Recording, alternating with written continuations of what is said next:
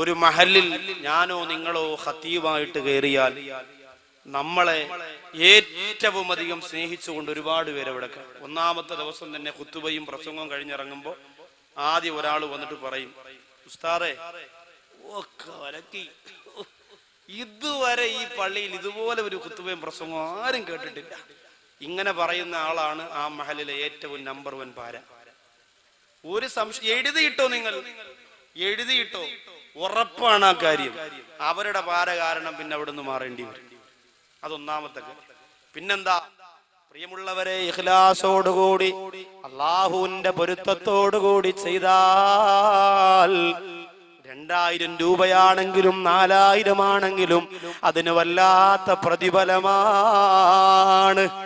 എന്നാൽ പണക്കാരുടെ ആസനം താങ്ങിയിട്ട് സിമ്പതിക്കു വേണ്ടി ചെയ്താലോ, പരിപാലകര് ചെയ്യുന്ന തെറ്റിനെ മൂടിവെക്കാൻ വേണ്ടി, പള്ളിയിലോ ജോലിയിൽ പിടിച്ചിരിക്കാൻ വേണ്ടി അല്ലാഹുവെ മറന്നുകൊണ്ട്, പ്രിയമുള്ളവരെ, പള്ളി പരിപാലിക്കുന്നവർക്ക് തലകുനിച്ചു കൊടുക്കുന്ന പണിയാണ് ചെയ്യുന്നതെങ്കിൽ അല്ലാഹു പൊറുക്കൂല മോനെ.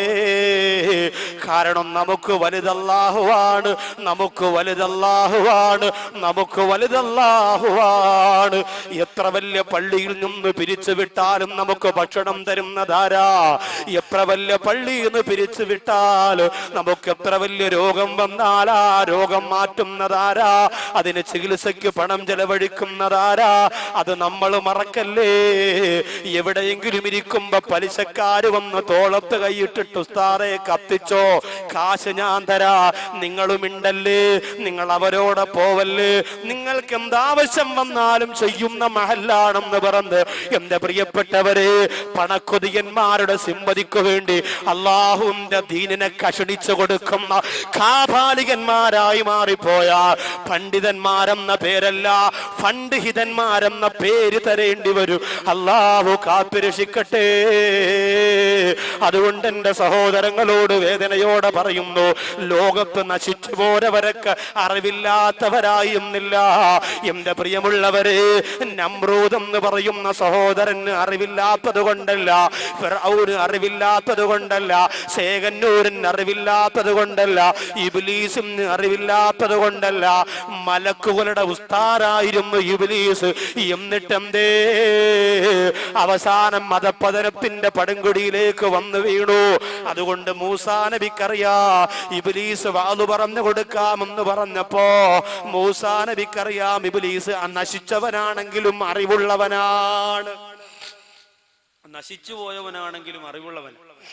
അങ്ങനെ മൂസാ നബിയോട് ഇബ്ലീസ് പറഞ്ഞു, ഞാൻ പറഞ്ഞു തരാൻ നബി, എന്നെ ഉപദ്രവിക്കും. മൂസാ നബിയെ പേടിയാ. കാരണം ഒരൊറ്റയടിക്ക് കിബുത്തി വർഗത്തിൽപ്പെട്ട ഒരാളെ കൊന്നുകളഞ്ഞ ആളാ മൂസാ നബി. നമ്മളെ പോലെ ചക്കളത്തടിയും കൊണ്ട് നടന്നതല്ല. ഒറ്റയടിക്ക് ഒരാൾ കീഞ്ഞു പോയി. പിന്നെ ശ്വാസം ഉണ്ടോന്ന് നോക്കണ്ട, അപ്പോഴേ കൊണ്ടങ്ങ് അടക്കിയാൽ മതി. ഒരേ ഒരു അടി അടിച്ചു, ഒറ്റ അടി അടിച്ചിട്ടുള്ളൂ. ആലോചിച്ച് നോക്കി. ആ മൂസാ നബി അസ്രായിലിനെ പോലും അസ്രായിലിന്റെ ശരീരത്തിലേക്ക് പ്രഹരം വെച്ചു കൊടുത്ത ഒരേ ഒരു പ്രവാചകൻ കലീമുല്ലാഹി മൂസാ നബി അലൈഹിസ്സലാം മാത്രമാണ്. അതുകൊണ്ട് പിന്നെ എങ്ങനെ ഇബ്ലീസ് പേടിക്കാതിരിക്കും?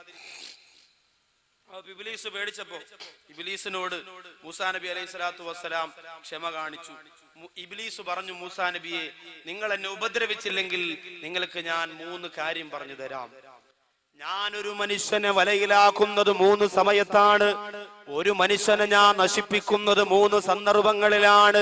ഒരു മനുഷ്യനെ ഞാൻ നരകത്തിലേക്ക് കൊണ്ടുപോകാൻ ഒരുക്കി വെക്കുന്നത് 3 സമയത്താണ് നബിയേ. ആ 3 സന്ദർഭങ്ങളിൽ മനുഷ്യൻ എന്നെ സൂക്ഷിച്ചാൽ, ആ 3 സമയങ്ങളിൽ മനുഷ്യൻ എന്നെ ശ്രദ്ധിച്ചാൽ അവർക്ക് നരകത്തിൽ നിന്ന് രക്ഷപ്പെടാം. ഇബ്ലീസ് ലഅനത്തുല്ലാഹി അലൈഹി പറയുമ്പോ കൊതിയോടെ, ആർത്തിയോടെ, ആവേശത്തോടെ മൂസാ നബി അലൈഹിസ്സലാം ചോദിക്കുന്നു, ആ 3 സമയങ്ങൾ എപ്പോഴാണ്? എന്റെ പ്രിയമുള്ള സഹോദരങ്ങളെ, ഈ തഴവാകുറ്റിപ്പുറത്ത് നുസ്രത്തുൽ അനാം എന്ന പാവപ്പെട്ട സഹോദരങ്ങളുടെ സംഘടനയുടെ 2ാമത് വാർഷികത്തിന്റെ അത് കേൾക്കാൻ വേണ്ടി ഒരുമിച്ച് കൂടിയ എന്റെ പ്രിയപ്പെട്ട സഹോദരങ്ങളെ, ഈ 3 സന്ദർഭത്തിൽ ഞാനും നിങ്ങളെ ഇബ്ലീസിനെ ശ്രദ്ധിക്കണം കേട്ടോ. ഈ 3 സമയത്ത് പിശാചിന്റെ പിന്തലമുറക്കാരായി മാറാതിരിക്കാ ഞാനും നിങ്ങളും ഗൗരവത്തോടെ പ്രവർത്തിക്കണേ. അതിലൊന്നാമത് എപ്പോഴാന്ന് ചോദിക്കുമ്പോ മൂസാ നബിയോട് പിശാച് പറഞ്ഞു കൊടുക്കുന്നു, നബിയേ, ഒന്ന് കോപം വരുമ്പോഴാണ്, ഒന്ന് ദേഷ്യം വരുമ്പോഴാണ്. ദേഷ്യം വരുമ്പോ ഇബ്ലീസ് വരുമോ എന്ന് ശ്രദ്ധിച്ച് സംസാരിച്ചില്ലെങ്കിൽ പലതും വിളിച്ചു പറയും നമ്മൾ. അവസാനം നമ്മൾ മെസ്സേജ് അയക്കും, അന്നേരം തോന്നിയ ദേഷ്യത്തിൽ വിളിച്ചു പറഞ്ഞതാ, പൊരുത്തപ്പെടണം, കാര്യമില്ല. പള്ളിയുടെ പൊതുയോഗത്തിനൊക്കെ നമ്മൾ കണ്ടിട്ടില്ലേ? പൊതുയോഗത്തിനൊക്കെ പിന്നെ ഇപ്പോ കാശുകാർക്കും വലിയ വലിയ സ്ഥാനമുള്ളവർക്കൊക്കെ അല്ലേ സംസാരിക്കാൻ പറ്റും. പാവപ്പെട്ട ആരെങ്കിലും അസ്സലാമു അലൈക്കും, എനിക്കൊരു കാര്യം പറയണമെന്ന്,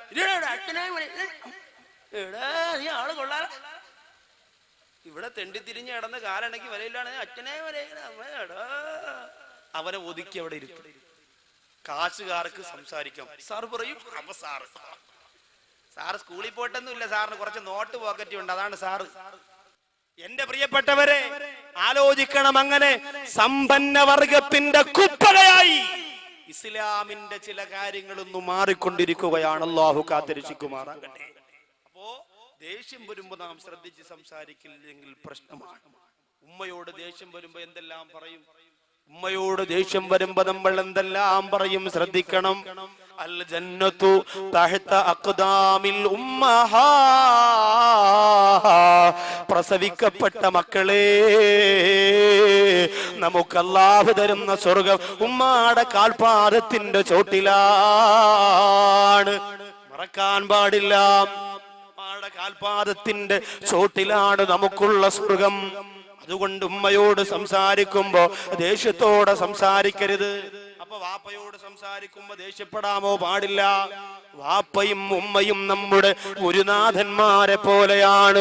നമ്മുടെ ഗുരുനാഥന്മാരെ പോലെയാണ് അല്ലാഹുവും റസൂലും കഴിഞ്ഞാൽ പിന്നെ നമുക്ക് ഏറ്റവും വലുത് നമ്മുടെ ഉമ്മയല്ലേ, നമ്മുടെ ഉപ്പയല്ലേ. ആ മാതാപിതാക്കളുടെ പൊരുത്തം നുസ്രത്തുൽ അനാമിന്റെ പ്രിയപ്പെട്ട സംഘാടകര് നേടിയെടുക്കണമെന്ന് വേദനയോടുകൂടി ഞാൻ ഓർമ്മപ്പെടുത്തുകയാണ്. കാരണം നിങ്ങൾ ഈ ചെയ്യുന്നത് നല്ലൊരു പ്രവൃത്തിയാണ്, നിങ്ങൾ ഈ ചെയ്യുന്നത് വളരെ ഒരു പുണ്യകാര്യം ാണ്. അതിന് അല്ലാഹുവിന്റെ മുന്നിൽ പ്രതിഫലം വേണം മോനെ. ആരുടെയും കയ്യടി വേണ്ടടാ, ആരുടെയും ഒത്താശ വേണ്ടടാ. ജനങ്ങൾ നിങ്ങളെ കുറ്റപ്പെടുത്തട്ടെ, പരിഹസിക്കട്ടെ, കളിയാക്കട്ടെ, ആരും നിങ്ങൾക്ക് സർട്ടിഫിക്കറ്റ് തരണ്ട. അല്ലാഹുവിന്റെ കോടതിയിൽ ചെല്ലുമ്പോ യുദില്ലുഹുമുൽ മൗലാ, അല്ലാഹു അർശിന്റെ താഴെ ഒരുമിച്ച് കൂട്ടുന്ന യുവാക്കളുടെ കൂട്ടത്തില് എന്റെ പ്രിയപ്പെട്ട കൂട്ടുകാരെ, നിങ്ങൾ ഉണ്ടാവാനുള്ള കൊതിയോടുകൂടി ഞാൻ പറയുകയാണ്, ആരുടെയും സിമ്പതിക്ക് വേണ്ടിയല്ല. അതുകൊണ്ട് ഉമ്മാടെയും ഉപ്പാടെയും പൊരുത്തം ഇതിന് നിർബന്ധമാണ്. ഈ രാത്രിയാണെങ്കിൽ ഈ രാത്രി തന്നെ നൊന്തു പ്രസവിച്ച ഉമ്മയോട് പോയി പറയണം, ഉമ്മ, തടവ കുറ്റിപ്പുറത്ത് നുസ്രത്തുൽ അനാമിന്റെ പ്രവർത്തനം കൊണ്ട് അള്ളാന്റെ പൊരുത്തം നേടാൻ കൊതിച്ചുകൊണ്ട് ജീവിക്കുന്നവനാണ് ഞാൻ. അതുകൊണ്ട് എന്റെ പ്രിയപ്പെട്ട ഉമ്മ, നിങ്ങളുടെ പൊരുത്തക്കേട് എനിക്ക് തരല്ലേ, നിങ്ങളുടെ ഗുരുത്തക്കേട് എനിക്ക് തരല്ലേ. സംസാരിക്കുമ്പോ ദേഷ്യം വരുമ്പോ ഞാനും നിങ്ങളും ശ്രദ്ധിക്കണം. കുടുംബ ജീവിതത്തിൽ ഏറ്റവും കൂടുതൽ പാളിച്ചയുണ്ടാകുന്നത് ഭാര്യക്ക് ദേഷ്യം വരുമ്പോ, ഭർത്താവിന് ദേഷ്യം വരുമ്പോഴല്ലേ. കുടുംബ ജീവിതത്തിൽ ഏറ്റവും കൂടുതൽ പാളിച്ച വരുന്നത് എപ്പോഴാണ്? നാളെ ഇൻഷാ അല്ലാഹ് ചേനാവള്ളി, എന്ത് സ്ഥലം? ചേരാവള്ളി, കായംകുളത്ത് ചേരാവള്ളിയിൽ നാളെ കുടുംബ ജീവിതമാണ് വിഷയം. ഭാര്യയും ഭർത്താവും അവരുടെ കടമകളും മൊത്തം പറഞ്ഞു തീർക്കാനൊന്നും നേരം കിട്ടൂല. എന്നാലും 2 മണിക്കൂർ കൊണ്ട് ഭർത്താവിന്റെ കടമകളായ ഒരു 5 എണ്ണം, ഭാര്യയുടെ കടമ ഒരു 3-4 എണ്ണം ഇത് പറഞ്ഞ് ദുആ ചെയ്യും. എന്റെ പ്രിയപ്പെട്ടവരെ, കുടുംബ ജീവിതത്തിൽ പോലും പരസ്പരം സഹിക്കാനും ക്ഷമിക്കാനുമുള്ള മനസ്സില്ലാതെ പെട്ടെന്ന് വരുന്ന ദേഷ്യത്തിന്റെ പേരിലാണ് ഒരുപാട് കുടുംബ ജീവിതം തെറ്റിപ്പിരിഞ്ഞു പോകുന്നത്. ഹൈന്ദവ മതത്തിൽ നമ്മുടെ ഒരു സഹോദരൻ ഇവിടെ പ്രവർത്തിക്കുന്നുണ്ടല്ലോ, നുസ്രത്തുൽ അനാമിൽ, സുകേഷ്. ഹൈന്ദവരുണ്ടെങ്കിൽ അറിയട്ടെ, ഹൈന്ദവ മതത്തിൽ ഏറ്റവും കൂടുതൽ ദേഷ്യം കൂടിയ ഒരു ദൈവമുണ്ട്. അത് ദൈവം എന്നറിയോ? ഭയങ്കര ദേഷ്യമാണ് ദൈവത്തിൽ. ശിവനാണ്. ശിവന് ഭയങ്കര ദേഷ്യമാണ്. അതുകൊണ്ട് തന്നെ ശിവന്റെ ഭാര്യയായ പാർവതി ഒരിക്കൽ ശിവനോട് പറഞ്ഞു, നിങ്ങളുടെ കൂടെ കഴിയുന്നത് ഒരു ദുർവാസം തന്നെയാണ്, നിങ്ങളുടെ കൂടെ കഴിയുന്നത് ഒരു ദുർവാസം തന്നെയാണ്. അങ്ങനെ ശിവന്റെ കോപവും ക്രോധവും എല്ലാം കൂടി വേറൊരു സൃഷ്ടിയായിട്ട് പടച്ചു. ആ സൃഷ്ടിയുടെ പേരാണ് ദുർവാസാവ് റളിയല്ലാഹു അൻഹു. പറയുന്നത് സഹാബത്തിന്റെ പേരൊന്നുമല്ല, ദുർവാസാവ് എന്ന് പറയും. ഹൈന്ദവ പുരാണങ്ങൾ പരിശോധിച്ചാൽ കാണാം ദുർവാസാവും ശകുന്തളയും തമ്മിൽ ടച്ചാണ്, കമ്പനിയാണ്. പുരാണങ്ങൾ പറയുന്ന കഥയാണ്, അല്ല അവരെ കുറ്റപ്പെടുത്തിയല്ല, അവരുടെ പുരാണത്തിന്റെ കഥയാണ്. ദുർവാസാവും ശകുന്തളയും കന്യാശ്രമത്തിൽ ശകുന്തള അങ്ങനെ ഇരിക്കുമ്പോൾ ദുർവാസാവിനൊരു തീരുമാനമുണ്ട്. ദുർവാസാവ് എവിടെ ചെന്നാലും തന്നെ കാണുന്നവരൊക്കെ എഴുന്നേറ്റ് നിൽക്കണമെന്നാണ് നിയമം. കാണുന്നവരൊക്കെ എഴുന്നേറ്റ് നിന്ന് ബഹുമാനിക്കണമെന്ന്. അങ്ങനെ ശകുന്തളയെ കാണാൻ വേണ്ടി ദുർവാസാവ് വന്നപ്പോൾ ശകുന്തള കന്യാശ്രമത്തിൽ തന്റെ കാമുകനെ കുറിച്ച് ചിന്തിച്ചുകൊണ്ടിരിക്കുകയാണ്. അങ്ങനെ ചിന്തിച്ചുകൊണ്ടിരിക്കുമ്പോൾ ദുഷ്യന്തനെ കുറിച്ചാണ് ചിന്തിച്ചുകൊണ്ടിരിക്കുന്നത്. ആ സമയത്ത് ശകുന്തളയുടെ ദുർവാസാവ് വന്നിട്ട് എഴുന്നേൽക്കാത്തത് കൊണ്ട് ശകുന്തളയുടെ തലയിലേക്ക് കൈവച്ചുകൊണ്ട് ദുർവാസാവ് പറഞ്ഞു, നീ ഇതുവരെ ആരെക്കുറിച്ചാണോ ചിന്തിച്ചുകൊണ്ടിരിക്കുന്നത്, അയാള് നിന്നെയങ്ങു മറന്നു പോകട്ടെ. ശാപം ഏറ്റു. അന്ന് മുതൽ പിന്നെ ദുഷ്യന്തൻ ശകുന്തള ദുഷ്യന്തൻ എത്ര മിസ് കോൾ അടിച്ചിട്ടും പിന്നെ തിരിച്ചു വിളിക്കുന്നില്ല. കമ്പനി അതോടുകൂടി പൊളിഞ്ഞു എന്നാ പുരാണം പറയുന്നത്. ദുഷ്യന്തന്റെയും ഈ ശകുന്തളയുടെയും ബന്ധം ദുർവാസാവിന്റെ ശാപം കൊണ്ട് പൊളിഞ്ഞു പോയതാണത്ര. അപ്പൊ ദേഷ്യം കൂടിയവരെ നമുക്ക് ആർക്കും ഇഷ്ടമല്ല. അല്ലാഹുവിന്റെ ഹബീബ് പറഞ്ഞത് എന്താണ്? ഔസിനി യാ റസൂലല്ലാഹ്, ഔസിനി യാ റസൂലല്ലാഹ്, നബിയേ നല്ലൊരു കാര്യം കൊണ്ട് എന്നോട് വസിയത്ത് ചെയ്യണമെന്ന് പറഞ്ഞുകൊണ്ട് നബി തങ്ങളുടെ മുമ്പ് വന്നപ്പോ അല്ലാഹുവിന്റെ റസൂല് പറഞ്ഞു കൊടുത്തത് എന്താ? ലാ തഗ്ലബ്, ലാ തഗ്ലബ്, ലാ തഗ്ലബ്, നീ കോപിക്കല്ലേ, നീ കോപിക്കല്ലേ. 3 പ്രാവശ്യമാണ് പറഞ്ഞത്. പെട്ടെന്ന് വരുന്ന ദേഷ്യത്തെ പിടിച്ചു നിർത്തണേ.